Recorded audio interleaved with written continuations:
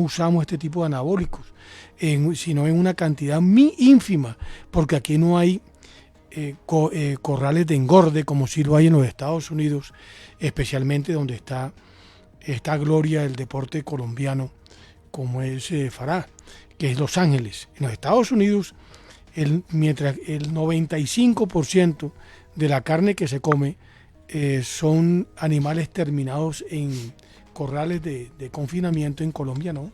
¿Usted ha visto algún corral de confinamiento en Colombia? Prácticamente no existe. Por consiguiente, el uso de este tipo de anabólico es prácticamente muy bajo.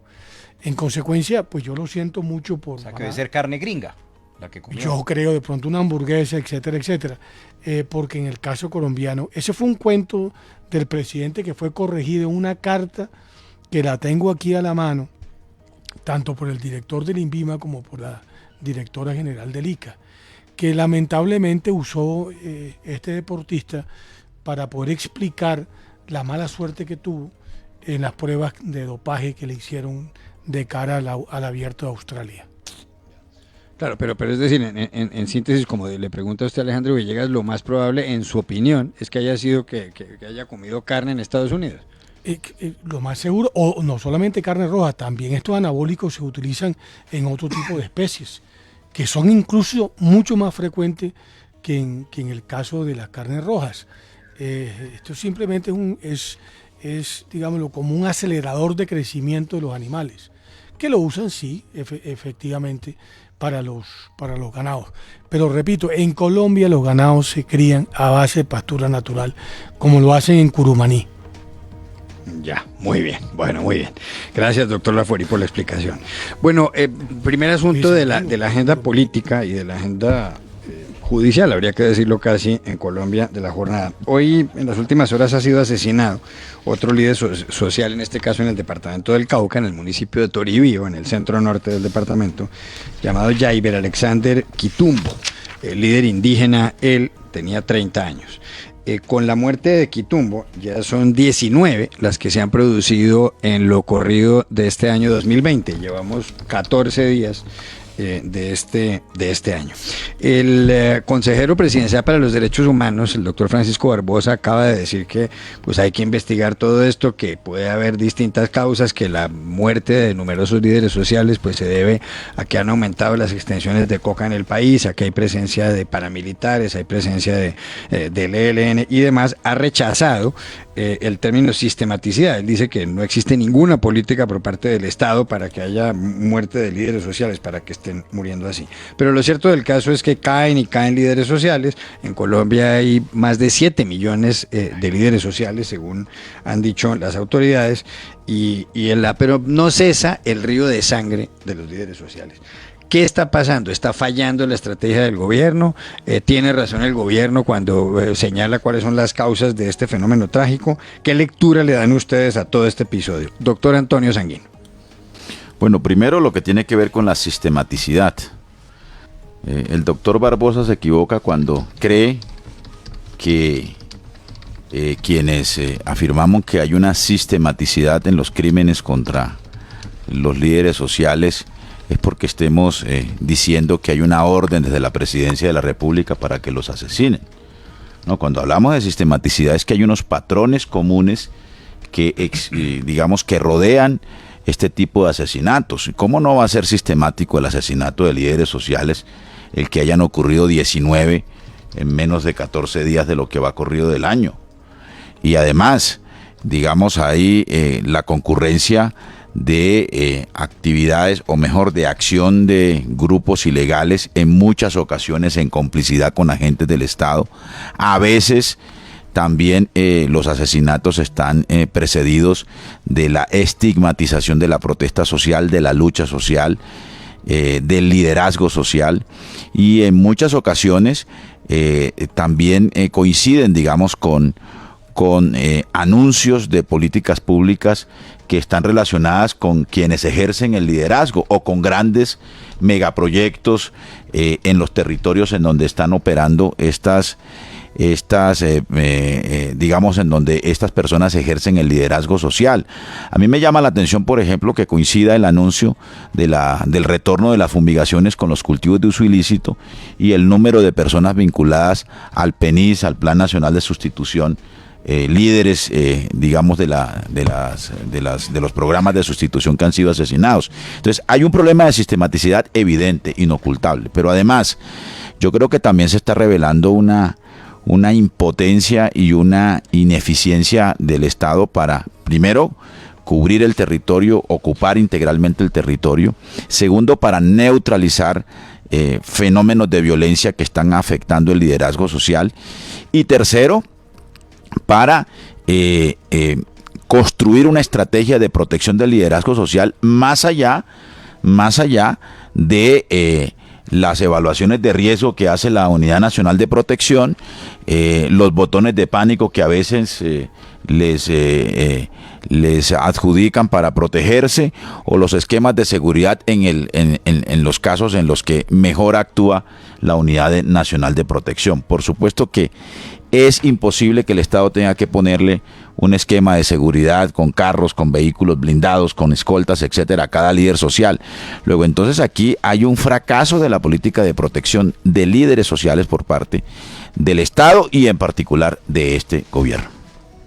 ¿Coincide con esa tesis, doctora Claudia Danguán? Pues a ver, yo creo que el tema del asesinato de los líderes sociales, que es un tema evidentemente inocultable, tiene que ver con el crecimiento de la actividad ilegal en varias zonas del país. De hecho, coinciden ese crecimiento de actividades ilegales como el narcotráfico, la minería ilegal, con los lugares donde se cometen principalmente y en su mayoría este tipo de asesinatos. Como dice el doctor Sanguino, una política o una estrategia para cuidar a los líderes sociales no puede ser, es imposible, es absurdo pensar que a cada líder social se le va a poner un cuerpo de seguridad que lo va a proteger. Yo creo que eso tiene más que ver con de verdad hacer mayor presencia del Estado y de las instituciones del Estado en estos lugares y fortalecer más bien a la fuerza pública también en estos lugares, buscando luchar contra las actividades ilegales que allí han venido creciendo de manera importante. Si uno mira el Cauca, por ejemplo, donde fue asesinado este líder social que mencionaba Juan Carlos, ahora hace un momento, lo que está pasando allá es terrible. Hay presencia, y lo digo porque estuve conversando hace poco con gente del Cauca, con gente de Silvia, hay presencia de los carteles mexicanos allí, que lo que hacen es cooptar a los grupos indígenas para que siembren en sus territorios la coca, y les impiden desarrollar cualquier tipo de sembradío alternativo, digamos, amedrentándoles cuando quieren hacer sustitución de cultivos. Entonces ahí, digamos que yo creo que la lucha tiene que hacerse contra la ilegalidad en todas sus formas. Doctor Ariel Ávila, ¿cuál es su conclusión sobre lo que está pasando, la percepción suya sobre lo que está pasando con tantos líderes sociales asesinados? A ver, Juan Carlos, según la Defensoría del Pueblo, una institución del Estado colombiano, en los últimos 4 años, desde el 1 de enero de 2016 a la fecha, van cerca de 700 líderes sociales asesinados. Significa que en Colombia matan un líder social cada 2 días. Ese es el costo de esta democracia. Si uno cuenta las amenazas, los atentados, las desapariciones forzadas, los intentos de secuestro, la violencia sexual contra las lideresas, estamos hablando de casi 2 victimizaciones por día. O sea que en el día, en este país, victimizan a 2 líderes sociales. Los datos más altos, llegamos al 2018, eso es cierto, época parte Santos, la última parte de Duque. El año pasado, en el 2019, hubo una pequeña reducción que el gobierno salió a cantar victoria con su famoso PAO, o Plan de Acción Operativa. Usted pues hizo la entrevista al señor Barbosa, ahora candidato a la Fiscalía. Pero los últimos 10 días de diciembre y estos primeros 14 días de enero, la cosa se disparó durísimo. Y estamos en los niveles, aún hoy estamos en los niveles más altos que enero de 2018. Cuando uno mira, para hablar de sistematicidad, es que aquí hay un problema de uso del lenguaje confuso. La sistematicidad, el gobierno dice, mire, no hay sistematicidad porque es que no mata al mismo. Digamos, en la época Castaño, entonces había una estrategia de acabar con todo lo que oliera a izquierda y iban mandando a pelar a todo el mundo, y eran las AUC las que mandaban a matar. En el caso de hoy, no matan los mismos. En el 70% de los casos, esos son los datos que hay, 70% de los datos son actores desconocidos, o lo que la Fiscalía llama actores privados. Y el otro 30% lo suman las disidencias, el ELN, el Clan del Golfo y todo lo demás. Entonces, ¿quiénes son esos actores desconocidos? Pues sicarios que lo contratan. Pero cuando uno mira, no el que mata, sino al que matan, el perfil de la víctima, uno se da cuenta que casi el 60% tienen tres perfiles. Están los que se oponen a economías ilegales, principalmente presidentes de juntas de acción comunal, que son la mayoría que han caído. Están los que reclaman verdad y tierra, como en el caso del Urabá o en el caso de Córdoba, que reclaman tierra. Y están los que interfieren en política, que mandan derechos de petición, o el año pasado vivimos una tragedia, eso sí ya cualquiera persona lo recuerda, con los que querían participar en política. Entonces, desde el punto de vista de la víctima, obvio que hay sistematicidad, y aquí es, bueno, uno necesita ser como muy inteligente, pues. ¿Y quién mata a los que se oponen a economías ilegales y promueven el PENIS? Pues los narcos. ¿Quién más los va a matar? ¿Y quién mata a los despojadores, a los reclamantes de tierra? Pues los despojadores. ¿Quién más los va a matar? ¿Y quién mata a los que compiten en política? Pues los políticos de las regiones. ¿Quién más los va a mandar a matar? ¿Cuál es el problema con todo esto? Que nosotros estamos capturando los autores materiales, pero no los autores intelectuales o determinadores. Y la Fiscalía utiliza un concepto, esto es toda la herencia de Néstor Humberto Martínez, un concepto que no es jurídico, que lo llaman, la Fiscalía lo llaman, tenemos básicamente esclarecido el 53% de los casos. La palabra esclarecido, no, digamos, eso no existe jurídicamente, y solo hay sentencias en el 6% de los casos. Es decir, en el 94% hay impunidad. Ellos llaman esclarecido a ir a recoger el cuerpo y iniciar una investigación. Eso no es esclarecido, porque eso no existe jurídicamente. Ese es básicamente el panorama. Bueno. Doctor José Félix Zafori, ¿coincide con Ariel Ávila? Curiosamente sí, completamente. Me parece que Ariel ha hecho una clara disección de lo que está pasando en las regiones. Le faltó tal vez precisar que, como sí lo dijo Claudia, que las zonas donde generalmente sucede este tipo de cosas son las zonas de control territorial de estos grupos armados.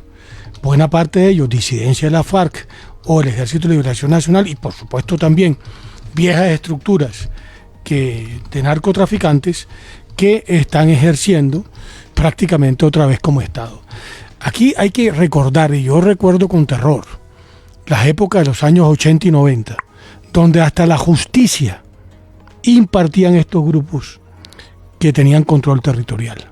Es decir, era común que un campesino que peleaba con su señora, terminaba uno de estos actores que se impuso a través del mecanismo extorsivo de las armas en esas regiones, y le imponían a ese campesino que no se podía separar o que tenía que pagarle a la señora tal cosa. Es decir, llegaban hasta los temas más nimios. Por eso, la sistematicidad de la que habla, tanto en el caso de los líderes sociales, que lo que están como de la Junta de Acción Comunal, que lo que están reclamando es un escenario legal, válido, para que los otros miembros de su comunidad puedan ejercer las actividades, las precarias actividades rurales que tienen. Estos señores generalmente lo que terminan es imponiéndole los negocios ilícitos como forma de vida.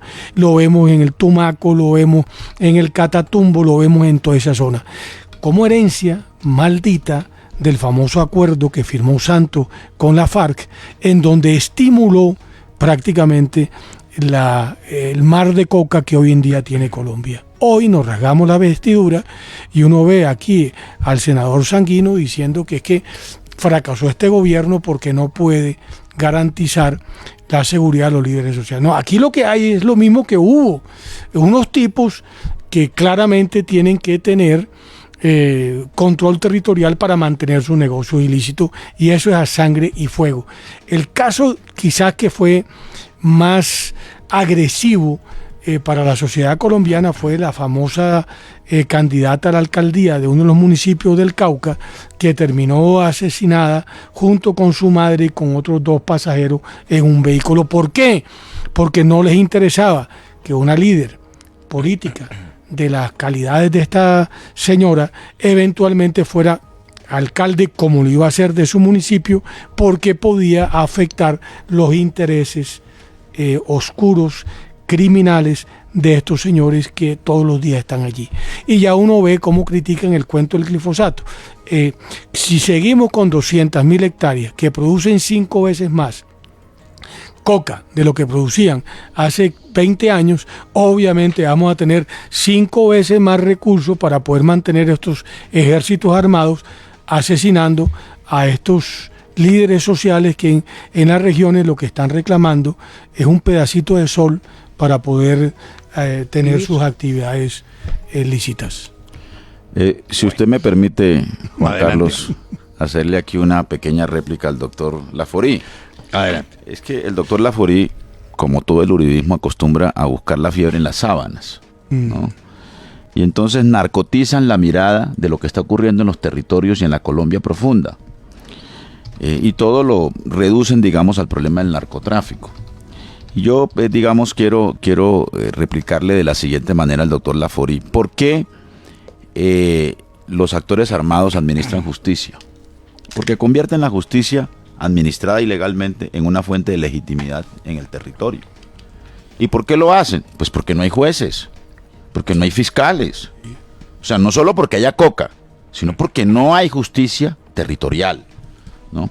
¿Por qué existe además el mercado de la coca y por qué existe el mercado de la minería ilegal y otros mercados ilegales? El mercado de la gasolina ya en La Guajira, ¿no? Por eso era tan importante ser gobernador de La Guajira, porque se controlaba el negocio del contrabando de gasolina, que era más rentable y más lucrativo que el de la coca, ¿no? De eso vivía Kiko Gómez y sus amigos, ¿no?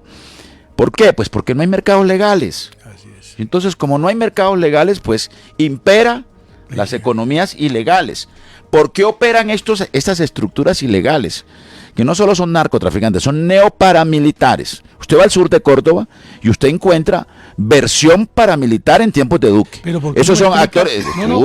Escúcheme, Escúcheme, yo lo escuché atentamente. Estoy de acuerdo Porque es contigo. una mezcla típica de la parapolítica que conocimos en Colombia. Es mezcla de actores políticos locales, Sí, para con estructuras, militares. ¿Qué significa paramilitar? con estructuras, ya voy para allá, con estructuras ilegales armadas y con complicidad de agentes del Estado.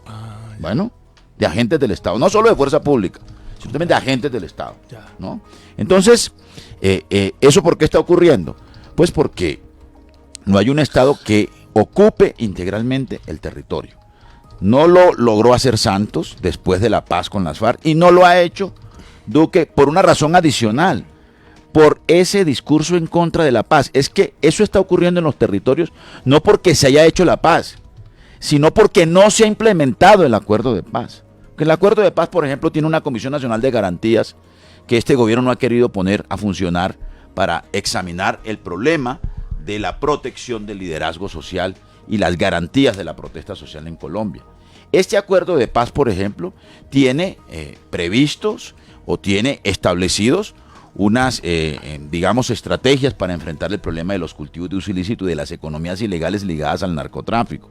¿Qué hizo este gobierno? Bueno, suspender el Plan Nacional de Sustitución, el PENIS, ¿no? Sí. Los municipios PEDEPS pues están ahí a la espera de una morronguería. Usted sabe de qué estoy hablando cuando hablo de morronguería, Pepe, ¿no?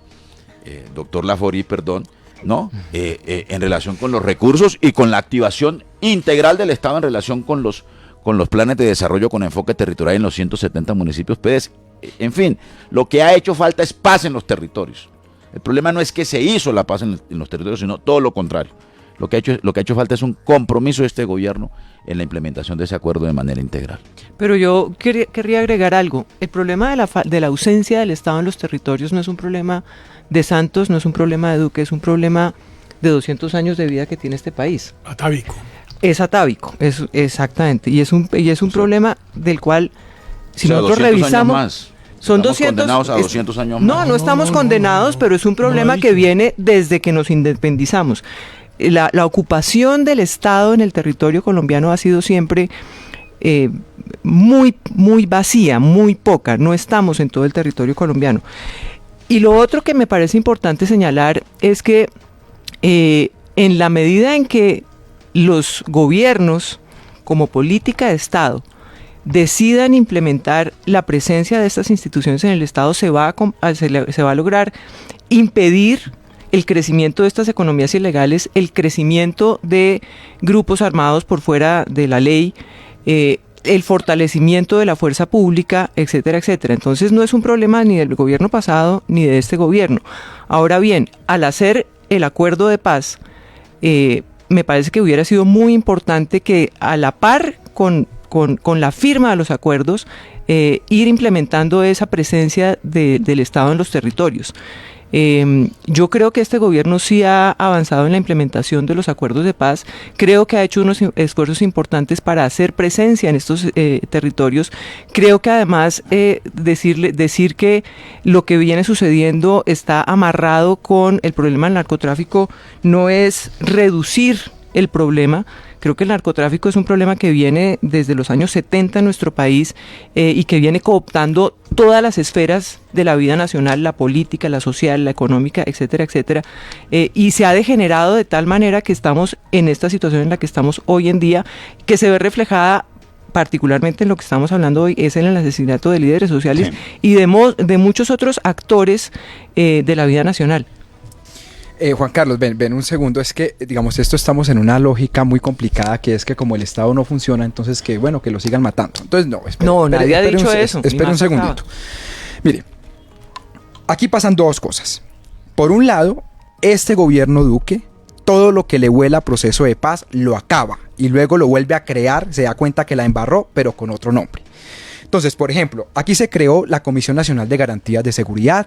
Yo participaba en ese espacio, varias veces estuve en Palacio de Nariño, pero como es derivado del acuerdo de paz, entonces al uribismo radical le sabía mal, entonces no la volvieron a convocar y las organizaciones sociales básicamente no han sido escuchadas. Se los ha convocado 2 veces por la presión que hace la comunidad internacional. El cuerpo élite de la policía, que es un cuerpo súper bueno, ahora lo tienen marginado porque como se creó en el acuerdo de paz, entonces eso no sirve, entonces hay que dejarlo a un lado. Entonces un gran problema que se cometió en este gobierno es que muchas de las cosas que deberían haber continuado, que no estaban funcionando del todo bien, obviamente que Santos no ocupó el territorio, sí tampoco, exactamente, pero que venían funcionando, entonces es como el síndrome de Adán, volvamos a crearlo todo.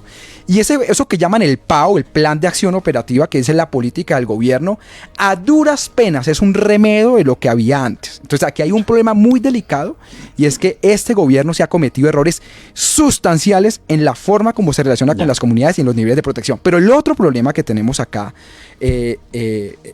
Juan Carlos, es que mire, nosotros podemos volver a doblar el presupuesto de la Unidad Nacional de Protección, podemos darle el pato a la Fiscalía, pero tenemos un cuello de botellas en la justicia, y es que no se está capturando o no se está judicializando a estos determinadores, entonces la gente se siente con la libertad de matar en el territorio. Pero es un tema de operatividad de la justicia, y es un tema aquí de construir sobre lo construido. Y fíjense esto sobre el caso del Plan Nacional Integral de Institución, y con esto termino, Juan Carlos, perdóneme que me alargue, y es muchos líderes sociales comenzaron a promover la sustitución de cultivos. Yo conozco muchos, de los 5 que han matado en Putumayo, 2 los conocía. Y ellos dijeron, bueno, vamos a sustituir los cultivos. Las FARC se van del territorio. Durante 18 meses no llega nadie, ni siquiera los narcos entraban a comprar porque tenían miedo de entrar a la zona de Piñuña Negro y Piñuña Blanco. Los campesinos me llamaban a mí, el precio de la pasta base se cayó, estamos aguantando hambre. Y nunca llegó el Estado. Esos líderes que promovieron la sustitución, ahora que llegan una disidencia y un grupo que llaman Sinaloa, entonces quedan en la mira de esos grupos porque promueven la sustitución. Y como el gobierno detuvo el PENIS, entonces los campesinos comienzan a decirle a sus líderes, oiga, y ustedes nos dejaron morir, dijeron que arrancáramos la mata y no nos volvieron a pagar. Y estos tipos quedan totalmente solos, sin base social que los proteja y en la mira de los criminales. ¿Y qué pasan? Pues los matan. Entonces esto es un problema de eficiencia de Estado. Hay cosas que se pueden hacer, no todo es producto de la ausencia del Estado por 200 años. Bueno, ¿algo puedo comentar? Volvemos.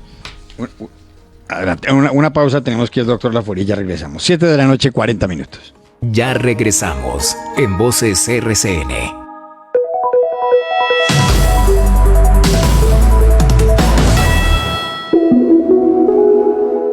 A todos nos gusta traer lo bueno. Ahora Cristal, nuestra marca de agua preferida, atrae todo lo bueno de la sábila con la nueva Cristal Aloe.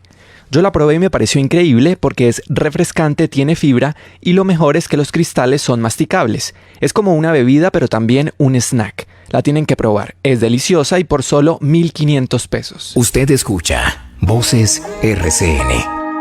7 de la noche, 41 minutos en los primeros días de enero. Ya van 2 ciclistas muertos y más de 40 heridos en Bogotá. Cintia Vargas.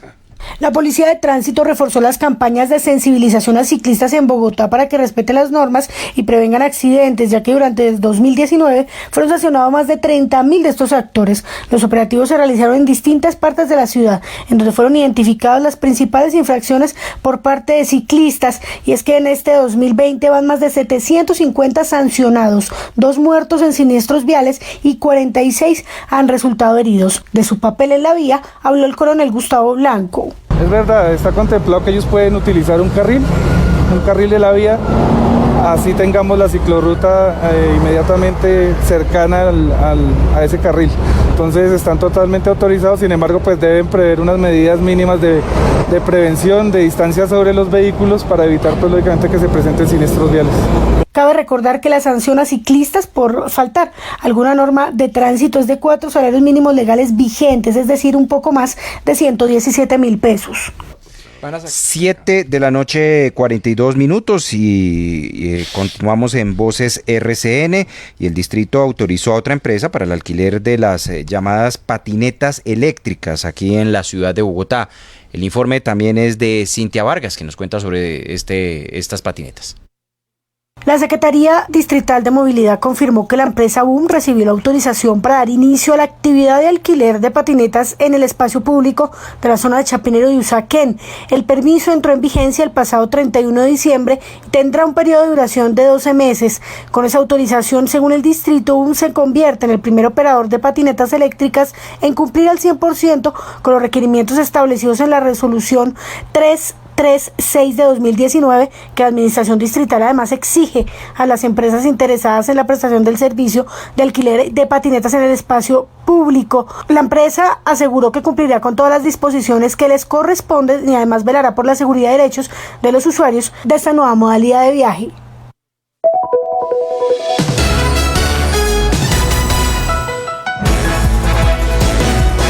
RCN, 24 horas de contenido en vivo.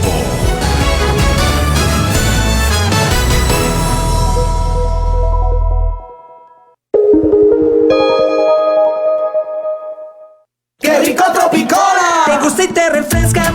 Tropicola, tropical y manzana, y un precio que enamora. Y lo mejor, en 2020, Tropicola no subió de precio. ¿Cómo? ¡Que no subió de precio! Disfruta Tropicola personal 500 mililitros. Pídela en tu tienda por los mismos 1,000 pesitos. Tropicola. Precio sugerido al público. RCN se identifica con la tranquilidad. ¿Y esa cara, mijo? El dolor en el cuello que no me deja dormir. Vamos donde el vecino que aprendió acupuntura por internet. Mejor asegura a su familia con un plan de salud que los proteja en Colombia o en el mundo. Tranquilo, nosotros respondemos. Descubre el suyo en saludsegurosbolívar.com. Asegúrese, Seguros Bolívar. Vigilado Superintendencia Financiera de Colombia. Efecti, girando a tu lado.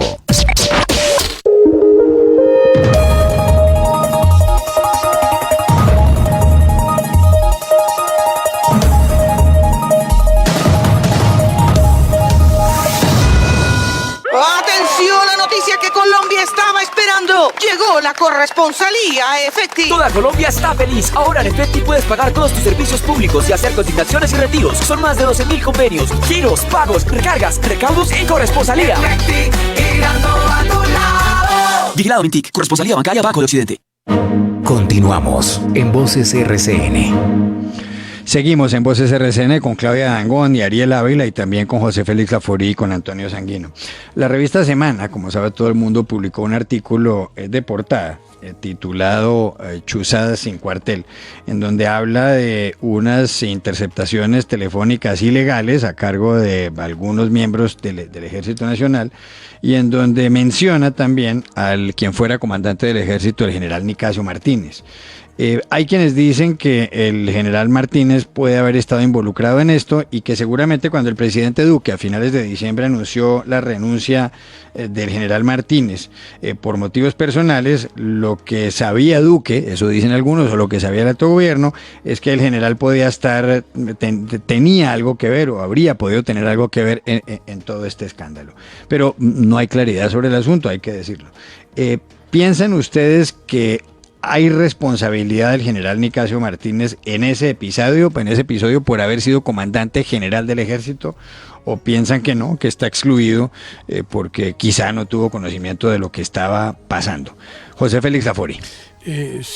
Pero primero déjame hacer una precisión del debate anterior que yo creo que se estuvo llevando con algún rigor.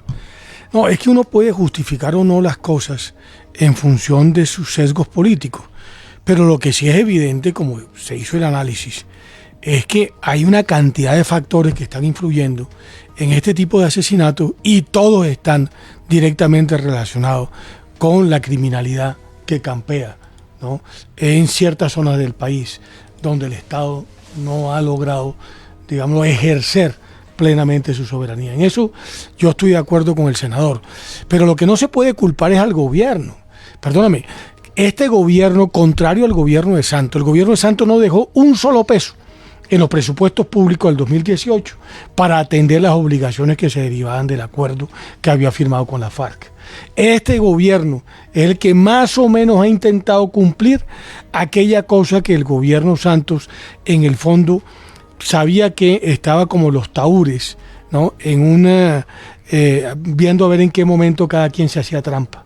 A uno les interesaba otra cosa, a uno le interesaba el Nobel y a otro les interesaba era finalmente lo que lograron, impunidad y, si se quiere, continuar con un negocio bastante jugoso como el que tienen con la minería ilegal y con el narcotráfico. Paso al tema del general Nicasio. Mire, desde que llegó Nicasio al ejército, de comandante del ejército, la persecución, entre otras cosas, la revista Semana ha sido evidente.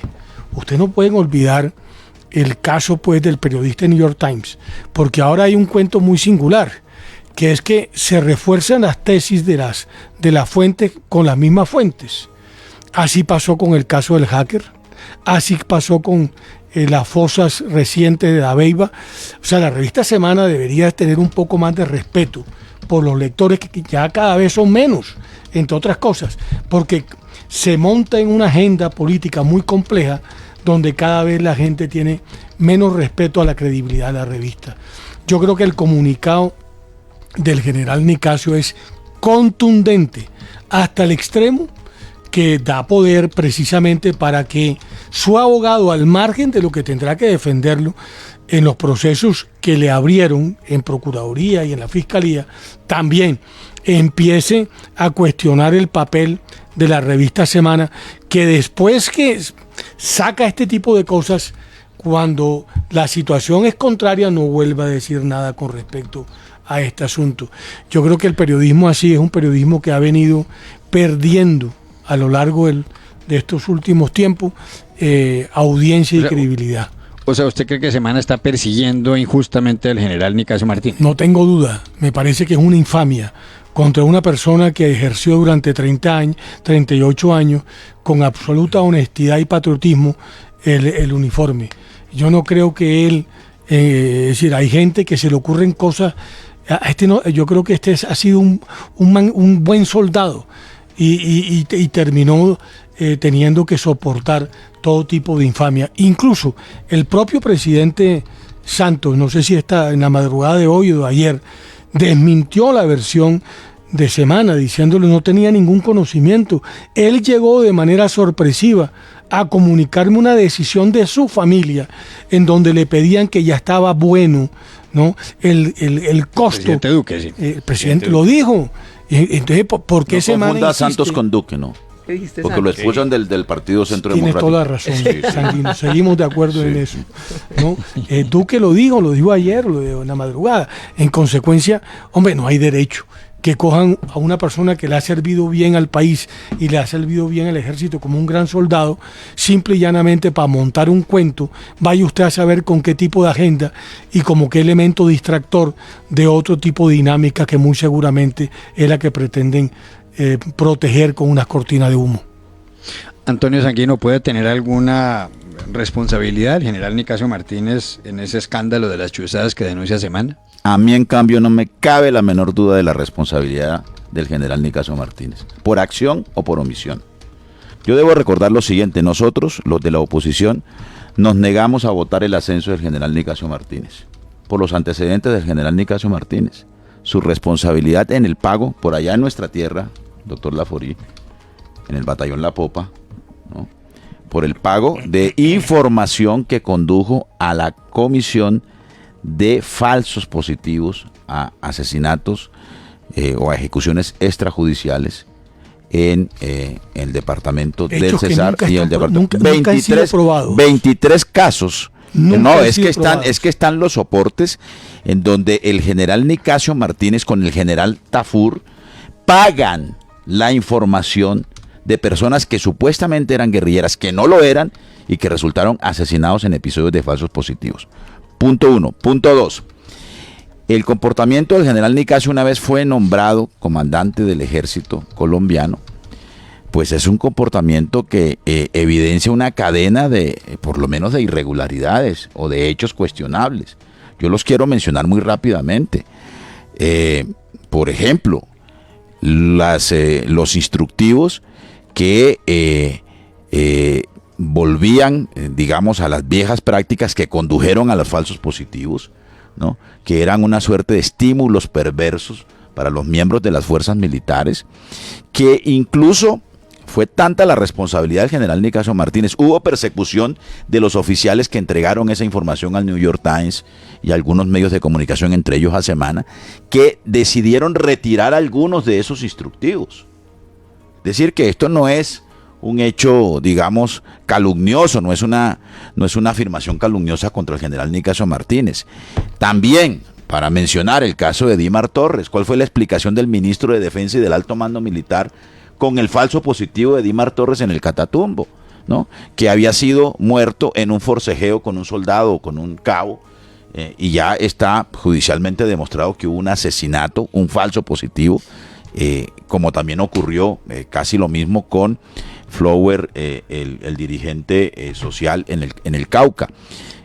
Adicionalmente, lo que precipitó la salida del ministro de Defensa, lo demostró Roy Barreras en el debate en el Senado de la República, ¿no?, la responsabilidad del general Nicasio Martínez en el bombardeo en el que murieron varios menores de edad, ¿no?, en el departamento del Caquetá. Y ahora está este episodio, que es un episodio que además nosotros denunciamos desde julio del año 2019. Nosotros recibimos la información de que había un plan de chuzadas, de entrampamiento y de persecución contra líderes políticos, magistrados y periodistas y medios de comunicación, ¿no? El presidente, ¿En qué mes denunciaron eso? 7 de julio del año 2019. Le enviamos una carta al presidente Iván Duque, al señor fiscal general de la Nación. La fiscalía archivó esa investigación a los 2 meses. El señor presidente Duque o la presidencia nos respondió diciendo que no, que eso no era cierto, ¿no? Y ahora el presidente, el ministro de Defensa salen a decir que se enteraron de las chuzadas por la publicación de Semana. Es que además hubo un allanamiento de la Corte Suprema de Justicia a la Central de Inteligencia del Ejército en Facatativá el 18 de diciembre. Y hubo una reunión en Palacio el 16 de diciembre en donde se enteraron de que había una investigación periodística con el rigor de esa investigación que ha hecho la revista Semana. Entonces aquí yo creo que aquí hay unas responsabilidades claras, y si el general Nicasio sabía, pues por supuesto que tiene una relación de complicidad con esos hechos, que no solo son chuzadas, es que es entrega de esa información, producto de las chuzadas, a miembros del partido del Centro Democrático, que es el partido de gobierno, y además alianzas con bandas criminales como la de los San Andresitos en Bogotá. Entonces hay varios delitos que se están cometiendo allí, en el corazón de la inteligencia militar y de la Central de Contrainteligencia del Ejército. Pero además, si el general no sabía, entonces estábamos en presencia de un incompetente que no sabe qué está ocurriendo en la central de inteligencia y de la contrainteligencia. Bueno, para no hablar de la incompetencia del presidente Duque, que es el jefe de las Fuerzas Armadas, ¿no? Que tampoco dice que no sabía, o del señor ministro de Defensa, que tampoco sabía. Entonces, ¿en manos de quién estamos gobernados? Pregunto yo. ¿En manos de quién? Claudia Dangond.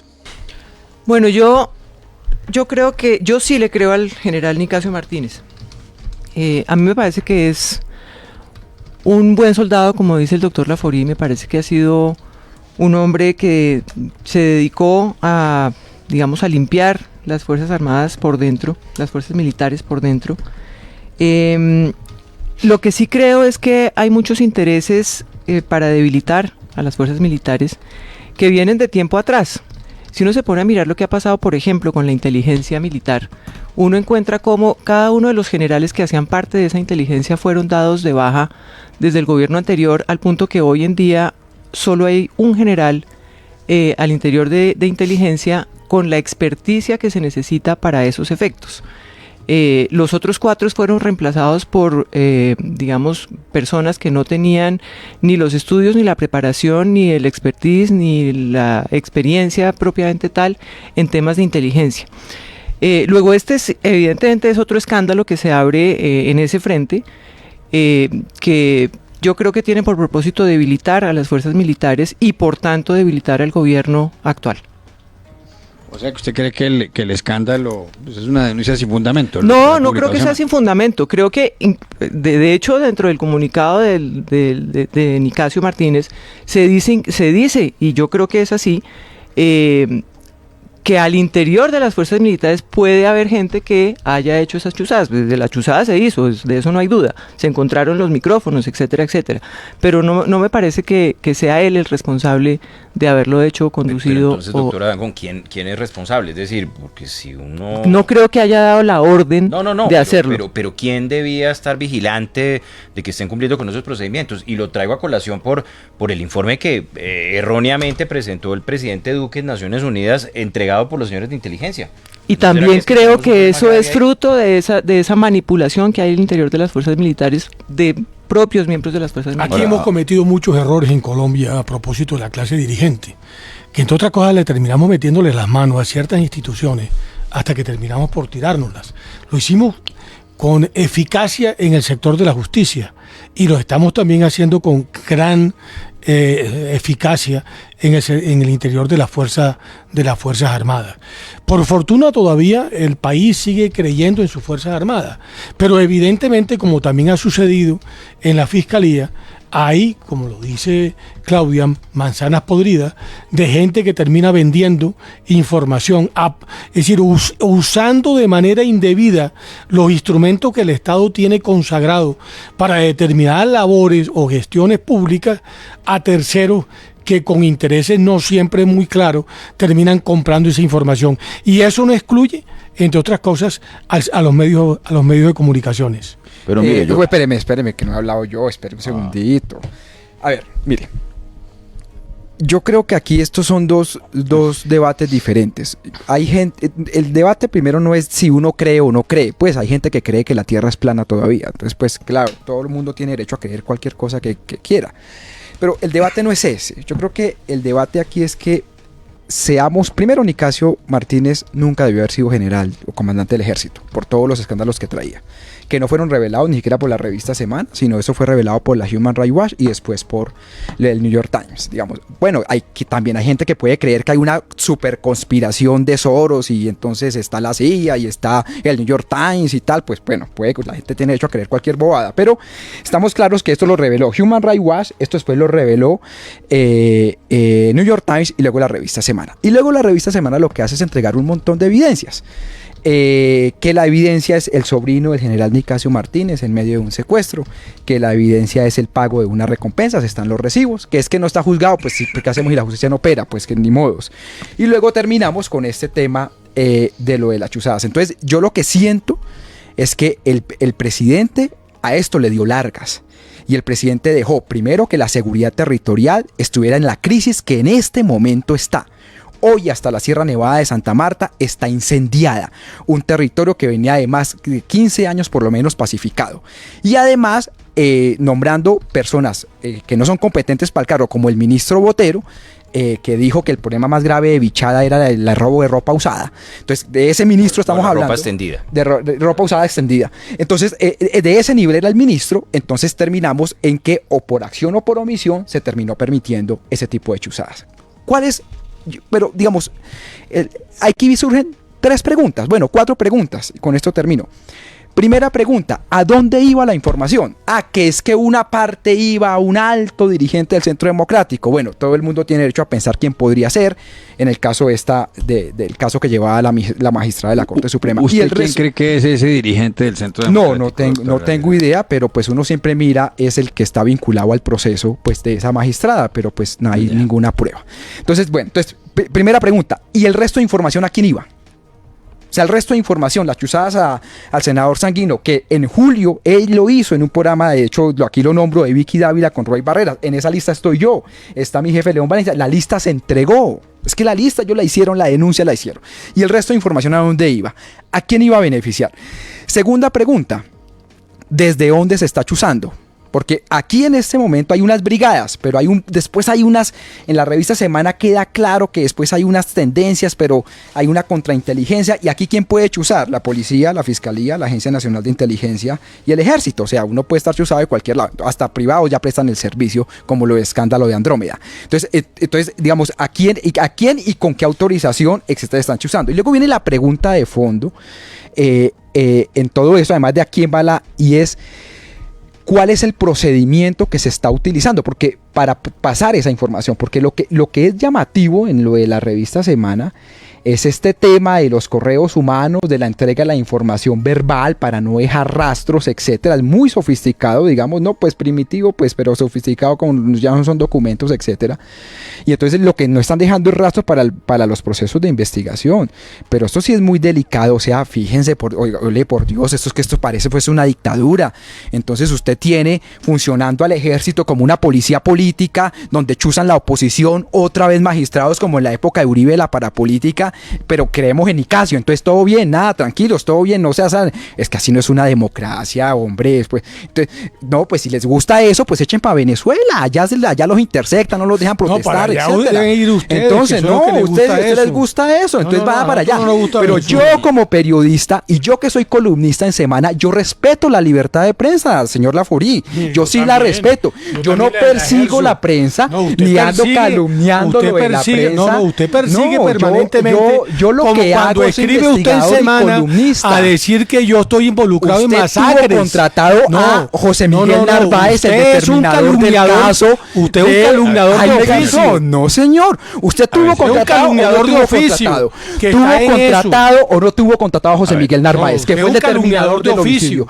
Tuvo respóndale a la ciudadanía. ¿Tuvo contratado o no tuvo contratado a José Miguel Narváez? Sí, señor, lo tuve contratado. Yo que determinador del homicidio de Jaime Garzón, ningún determinador. Usted lo que es un calumniador profesional. Eso es lo que estoy diciendo. Un calumniador profesional. Yo no acabo con la prensa. Yo no acabo con la prensa. Claro, porque la usa para calumniar a la gente. Usted es un calumniador profesional. Allá en Venezuela, donde no les gusta lo que es un calumniador profesional. Ya puede ir, allá lo reciben muy bien en Venezuela. Yo soy aquí un demócrata. Y yo estoy respetando la libertad de expresión. ¿Dando notas de qué? Hombre, un calumniador profesional.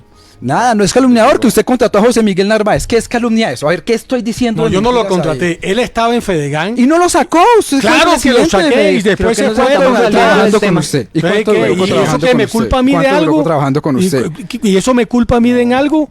Yo contrato a la gente para que haga cosas lícitas, no ilícitas. Bueno, hágame el favor y respete.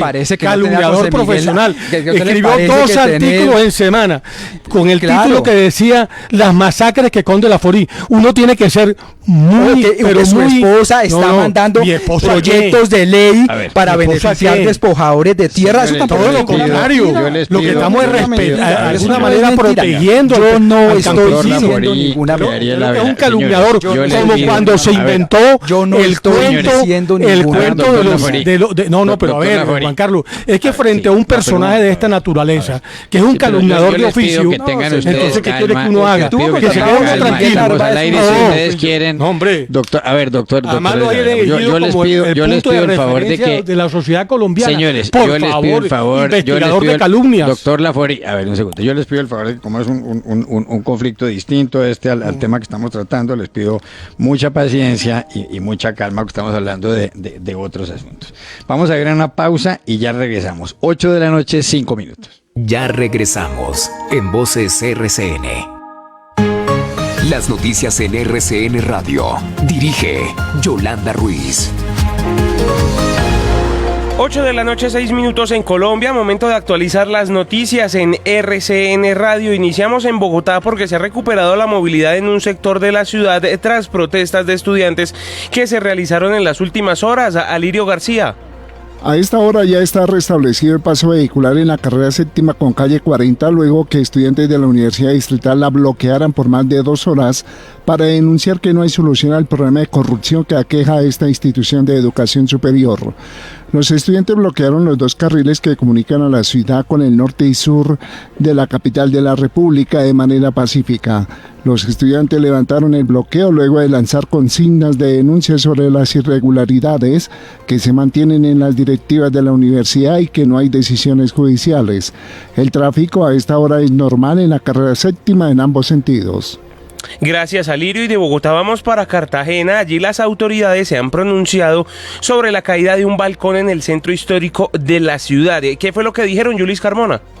Debido al desplome de un balcón de uno de los edificios contiguos a la Plaza de la Aduana, la directora del Instituto de Patrimonio y Cultura de la ciudad de Cartagena, Saya Vergara, informó que ya se aperturó un proceso investigativo a fin de determinar las responsabilidades frente al hecho, más teniendo en cuenta que este siniestro dejó como saldo 2 vehículos destrozados y el conductor de un taxi afectado. Igualmente informó que el alcalde William Dauchamat dio un plazo de 48 horas para que aquellos balcones, en particular cornisas y elementos de fachadas que estén en alto riesgo dentro del centro histórico, pues se tomen las medidas del caso. Por último, dio a conocer que como medida preventiva se determinó el cierre de las calles Vélez Nádiez, La Señora del Río y de La Amargura que rodean el inmueble donde se presentó esta emergencia a fin de evitar que se presenten nuevos casos como el ocurrido en el día de hoy.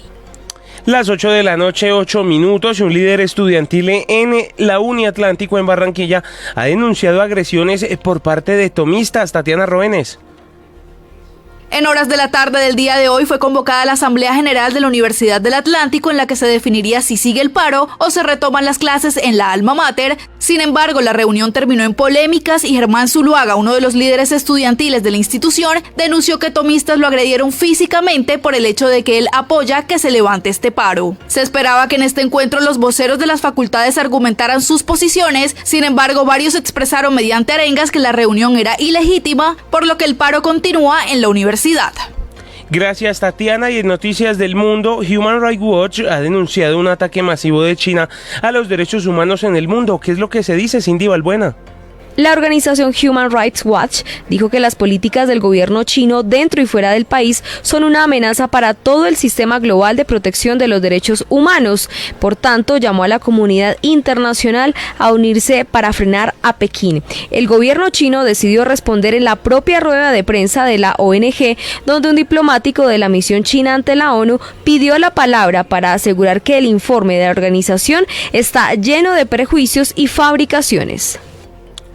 En otras noticias nacionales, el dragado del puerto de Buenaventura no va a estar listo este año, según congresistas del Valle del Cauca. Diana Villegas. Un llamado al gobierno nacional hicieron los congresistas del Valle del Cauca al conocer que el dragado del puerto de Buenaventura, donde se espera lleguen grandes barcos, no estará listo en los próximos 3 años, ya que no se tienen los recursos. El panorama se conoció tras la reunión sostenida con las directivas de la Agencia Nacional de Infraestructura, quienes señalaron que solo hasta el 2023 se podrían ejecutar dichos trabajos. Los congresistas añadieron que ante la anterior situación, el puerto perderá competitividad, por lo que las empresas navieras se irán para otros puertos como el del Ecuador. Los dirigentes del departamento esperan poderse reunir en los próximos días con el presidente Iván Duque para aclarar esta situación.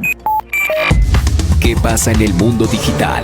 En el mundo digital, usted puede ingresar a www.rcnradio.com, donde encontrará más información sobre la increíble hazaña de un grupo de astronautas para rescatar a un compañero que casi muere en el espacio. También podrá conocer el caso de una mujer que habría vuelto a la vida tras ser declarada muerta en un hospital de Pakistán.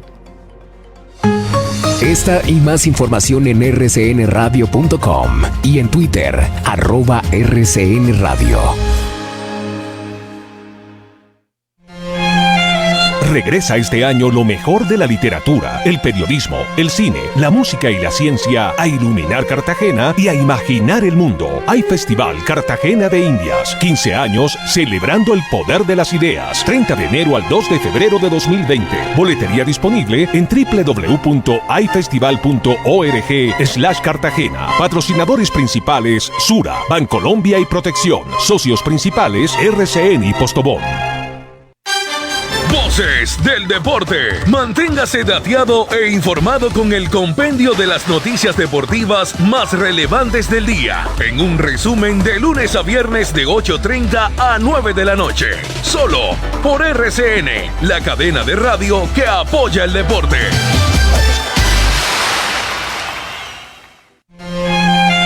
Regresa este año lo mejor de la literatura, el periodismo, el cine, la música y la ciencia a iluminar Cartagena y a imaginar el mundo. Hay Festival Cartagena de Indias, 15 años celebrando el poder de las ideas. 30 de enero al 2 de febrero de 2020. Boletería disponible en www.aifestival.org/Cartagena. Patrocinadores principales: RCN y Postobón. Continuamos en Voces RCN. Seguimos en Voces RCN con Claudia Dangond, Antonio Sanguino, José Félix Afuri y Ariel Ávila. Ha habido noticias en las últimas horas en Colombia con respecto a Uber. Esta empresa originariamente estadounidense pues anunció que se va del país. Al principio parecía como si todo el mundo estuviera de acuerdo con la medida, con esa determinación de Uber. Posteriormente la gente empezó a decir, o la mayor parte de la gente, que más bien valía la pena reconsiderar el asunto, y ahora el gobierno quiere trabajar con dos representantes a la Cámara que habían presentado un proyecto de reglamentación de Uber, los doctores Mauricio Toro y Edwin Ballesteros. En este momento se está hablando con ellos a ver de qué manera podría reglamentarse Uber y evitar que se vaya y que trabaje en Colombia pues con otras reglas del juego.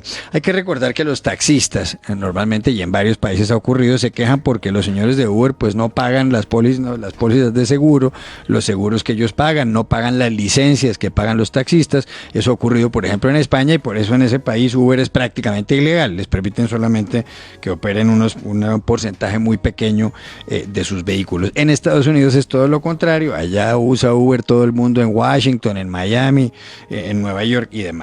Dentro de los cambios que se podría establecer en Colombia, para que funcione Uber, sería por ejemplo pues que paguen las mismas pólizas que los taxistas, como por ejemplo la de responsabilidad civil, por ejemplo que renueven la licencia, cada 3 años, por ejemplo que paguen un porcentaje del impuesto de renta, por ejemplo que a los taxistas se les permita acceder a una tarifa dinámica también. Y señala la revista Semana que otro de los puntos clave es que las plataformas como Uber o Cabify tuvieran la obligación de pagar renta, y sí, en Colombia, porque hoy en día están sujetas solamente a pagar el IVA. Recordemos que en Colombia Uber ha llegado a tener alrededor de 2,5 millones de usuarios y algo más de casi 90,000 conductores en todo el país. ¿Ven ustedes viable que se solucione este problema si se llegan a acordar medidas como estas? ¿Ven ustedes posible que Uber termine quedándose, que Cabify también, que no tengan problemas, que puedan convivir en paz los señores de Uber y Cabify y otras con los taxistas, o no? Doctora Claudia Dangond.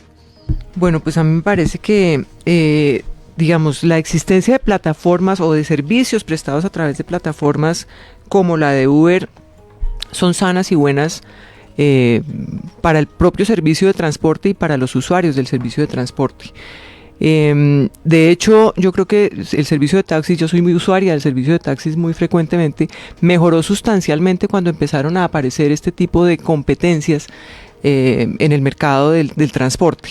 No obstante, el problema evidentemente es la reglamentación y el tipo de competencia que se le hace al servicio regular de transporte como los taxis. Es una competencia que uno podría calificar eventualmente de desleal, porque efectivamente están en desventaja los taxistas frente a estos otros, a las plataformas, que ni siquiera se reconocen como servicio de transporte, sino como plataformas, y ahí está el problema.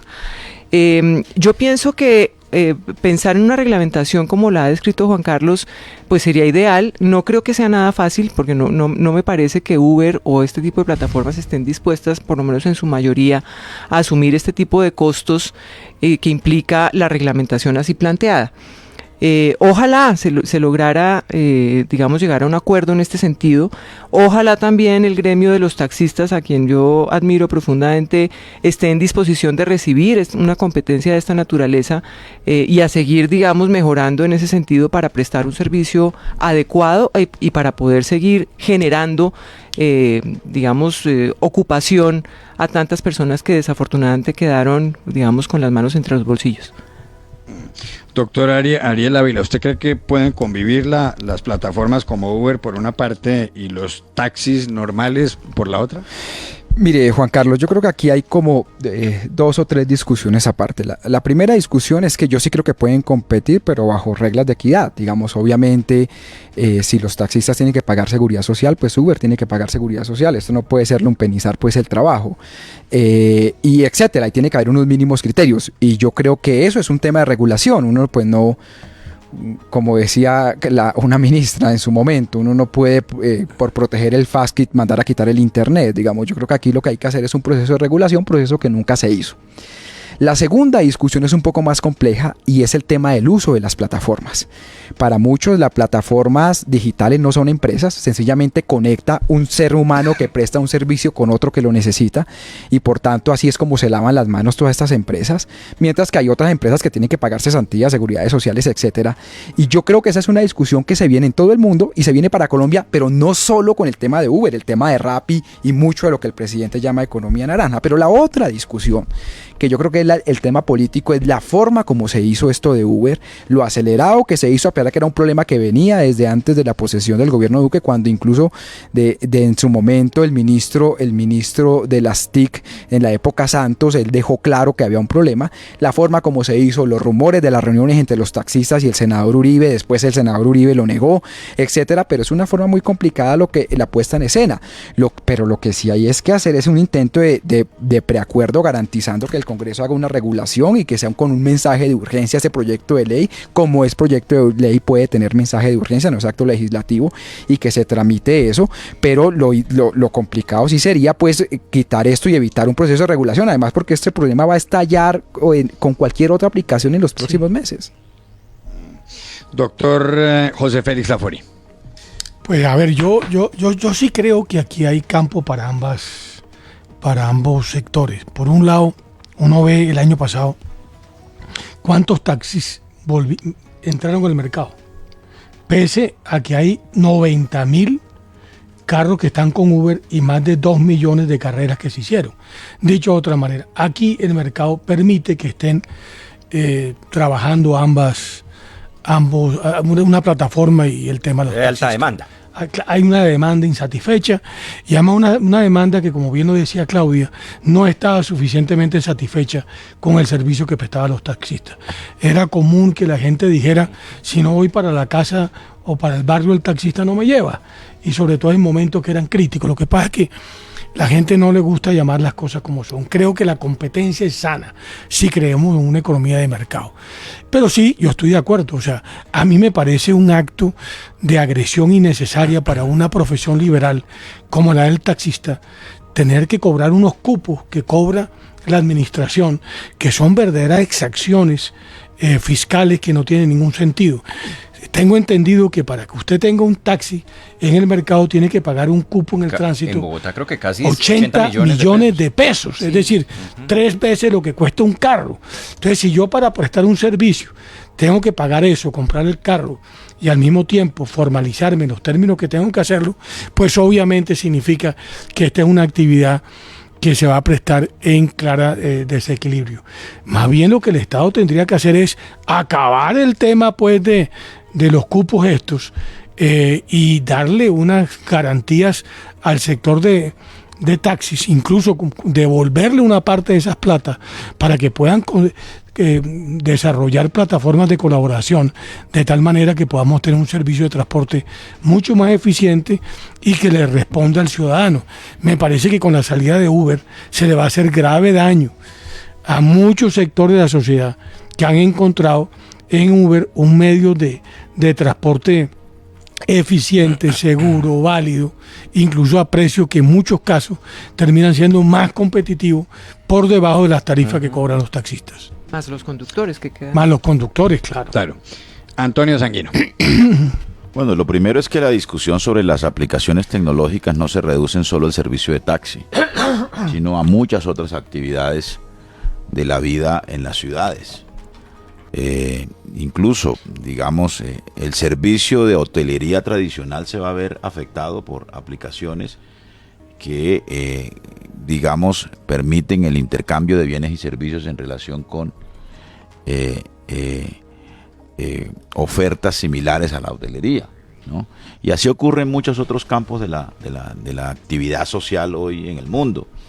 Luego, entonces, prohibir el uso de aplicaciones tecnológicas es como prohibir la lluvia, ¿no? Pues es que a mí me parece una inmensa tontería, ¿sí? Sobre todo en tiempos de un gobierno que reclama para sí, ¿no?, la economía naranja como el gran motor de la economía del país, ¿no? Entre otras cosas porque, bueno, hay toda una corriente sobre lo que se llama la economía colaborativa, ¿no?, de la que hace parte este tipo de aplicaciones. Luego, entonces, aquí no hay que, digamos, tratar de evitar lo que es inevitable, ¿no? Y es que la tecnología se metió a intervenir en todas las actividades humanas, a generar nuevas maneras de relacionarnos, de acceder a bienes y servicios, etcétera, etcétera. Segundo, tenemos que darle un tratamiento también adecuado a las realidades que vienen del pasado, ¿no? Y en todo caso, la modalidad de los taxis o el servicio de taxi es un servicio, digamos, que se fue configurando como un escenario que la propia realidad fue desbordando, ¿no? Por ejemplo, creímos que había que congelar el parque automotor de taxis en las ciudades, ¿no? Y eso generó como efecto perverso el encarecimiento y la comercialización de los cupos de los taxis. O sea, es que un cupo vale, no 80, 120 millones de pesos en Bogotá, ¿no? Y vale porque están congelados los cupos de los taxis. Y entonces, claro, la nueva realidad de Uber rompió esa situación, la incursión de modalidades como Uber, puso en cuestión esa realidad. Y entonces muchos de los taxistas se quejan precisamente por eso. Es que ¿cómo así que nosotros tenemos que pagar un cupo y el que tiene un carro no tiene que pagar nada, ¿no? Pues es que el que tiene el cupo no debería haber pagado por el cupo, ¿no? Esa es la situación que está poniéndose al descubierto. Entonces, me parece que hay que reconocer esa nueva realidad y hay que regularla de la manera más equilibradamente posible. Incluso en el Plan Nacional de Desarrollo del gobierno del presidente Santos había un artículo que le mandataba al Ministerio de Transporte que en un tiempo de 6 meses produjera la regulación de plataformas hicieron tipo el intento, Uber, pero no lo lograron. Y no lo hicieron. No. Y no lo hicieron. Yo creo que esta es una muy buena oportunidad. Ojalá que la decisión del presidente Duque no haya sido como resultado de alguna negociación con los taxistas para que no se vincularan al paro nacional. Hay mucha suspicacia, digamos, en esa dirección, pero esta es una oportunidad para hacerlo por fin, y qué bueno que lo podamos hacer como resultado de un gran pacto y de un gran acuerdo con quienes usen esas plataformas, con la ciudadanía, con las fuerzas políticas, con los taxistas, con el gobierno, en fin, para que nos pongamos a tono con nuevas realidades tecnológicas, pero sin afectar, por supuesto, a los taxistas, a quienes trabajan. Son 80,000 personas que quedaron sin ingresos con la salida de Uber, o que quedarían sin ingresos con la salida de Uber. Buena oportunidad, y yo creo que hay que trabajar en la dirección de hacernos a una regulación que nos coloque en una perspectiva, digamos, de unas nuevas realidades que son inevitables. Sí, hay un asunto a propósito, una novedad a propósito del primer tema que tocamos hoy en el programa, el de las chuzadas. El segundo tema que tocamos en el programa es un comunicado de la revista Semana, que tiene ese artículo de carátula. ¿Qué dice la revista, Alejandro Villegas? Sí, se refiere particularmente a la información que ha circulado sobre el tema de las chuzadas, y dice la revista Semana: frente a las múltiples versiones que han circulado sobre el artículo de la última edición titulado Chuzadas sin cuartel, Semana se permite aclarar. Primero, frente a las demandas que se han anunciado, Semana manifiesta que tiene las pruebas para sustentar las afirmaciones contenidas en el artículo y las presentará cuando corresponda ante los estrados judiciales. Segundo, se trató de una investigación de más de 6 meses que recogió pruebas documentales, fotografías, chats, videos, informes de inteligencia y más de 15 testimonios de fuentes directas, muchas de las cuales reconocieron su participación en los hechos denunciados. Tercero, ante las versiones que han circulado según las cuales el artículo acusa al expresidente Álvaro Uribe de ser el receptor de la información producto de las chuzadas, este medio aclara que en ninguna parte del texto se hace esta afirmación, ni está contenida en ninguno de los testimonios publicados, es lo que dice este comunicado de la revista Semana. Gracias, Alejandro. Y se nos acaba el tiempo. Gracias, Claudia Dangond, por haber estado en Voces RCN. Gracias a Antonio Sanguino, a José Félix Afori y a Ariel Ávila. Y a ustedes los espero mañana nuevamente en este programa. 8 de la noche, 25 minutos.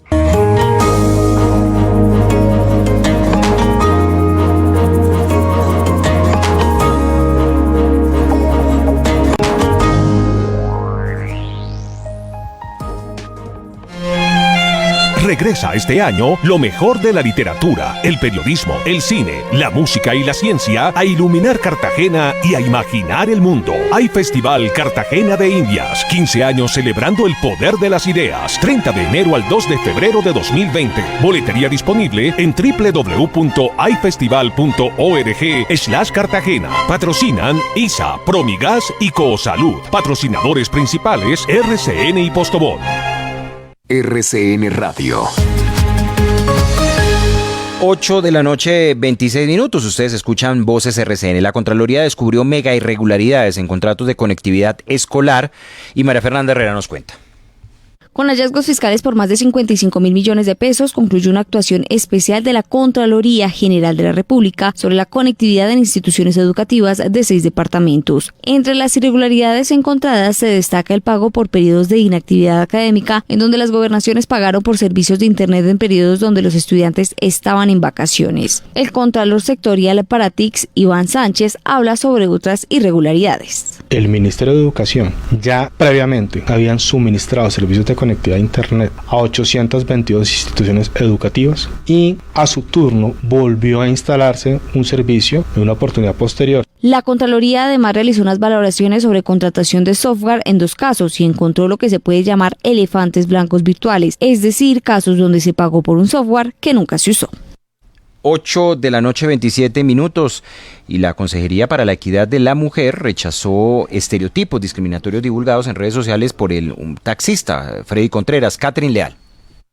La consejera presidencial para la equidad de la mujer, Heidi Gallo, rechazó las declaraciones emitidas por Freddy Contreras, quien se autoidentifica como líder del gremio de taxistas y quien en redes sociales se ha referido de manera discriminatoria al papel de las mujeres. La alta consejera, quien está bajo el liderazgo de la vicepresidenta Marta Lucía Ramírez, señaló que se evaluarán las medidas legales a las que haya lugar para exigirle a Contreras una disculpa pública.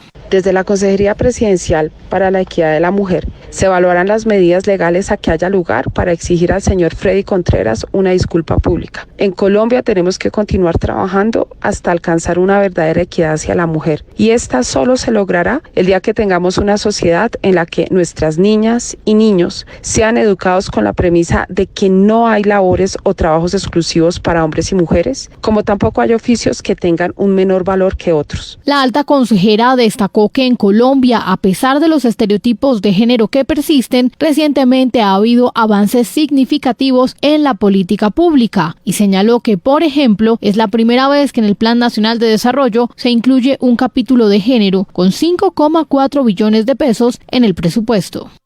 RCN Radio.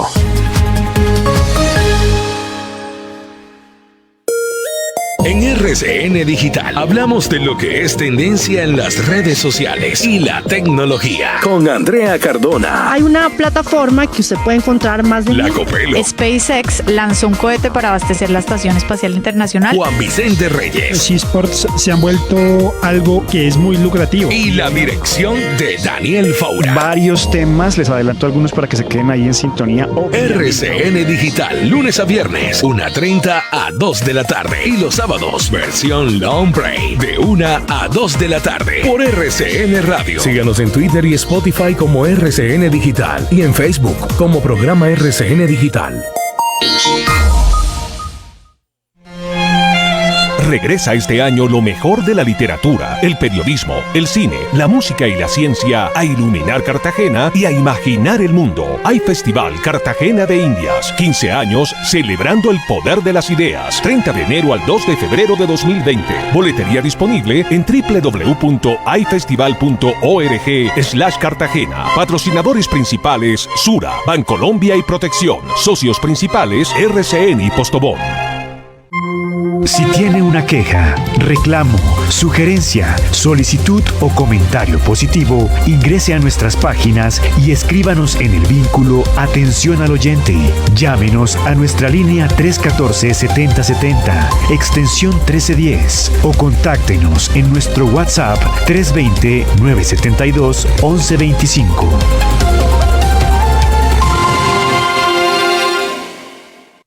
Usted escucha Voces del Deporte.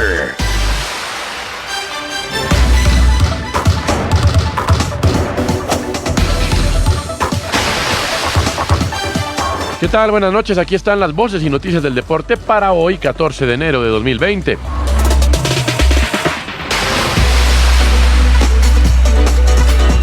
Somos Carolina Castellanos, Cristian Solano y Antonio Casale.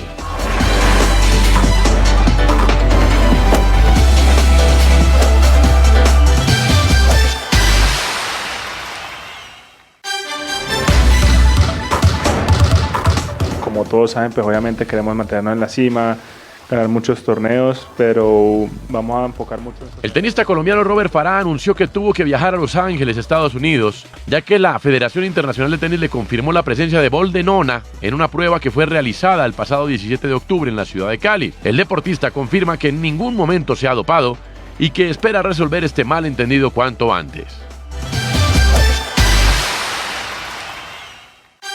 Colsanitas, patrocinador de Robert Farah, publicó un comunicado en respaldo al tenista. Dice: frente a la situación informada por Robert Farah, los colombianos, Colsanitas se permite informar que el equipo, desde hace más de 20 años, ha sido testigo de la formación de Robert en su carrera como tenista, la cual siempre se ha caracterizado por el profesionalismo y los buenos valores. Su esfuerzo y dedicación lo han llevado a ganar torneos más importantes del tenis mundial y también a alcanzar el número 1 de la ATP en la modalidad de dobles.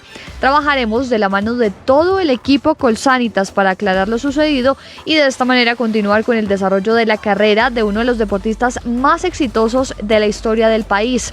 En ese sentido, exploraremos las razones médicas que ocasionaron la presencia de bol de nona en el cuerpo de Robert. Todos los miembros del equipo Colsanitas, en especial Juan Sebastián Cabal, acompañan a Robert y a su familia en este momento y estamos seguros de que regresará fortalecido a las canchas. También, además, añadió unas declaraciones de Juan Sebastián Cabal que dicen: Robert y yo somos más que un equipo, somos hermanos, soy testigo de su profesionalismo y no tengo ninguna duda de que aclararemos este episodio para regresar a las canchas. Finalizó la comunicación de Colsanitas.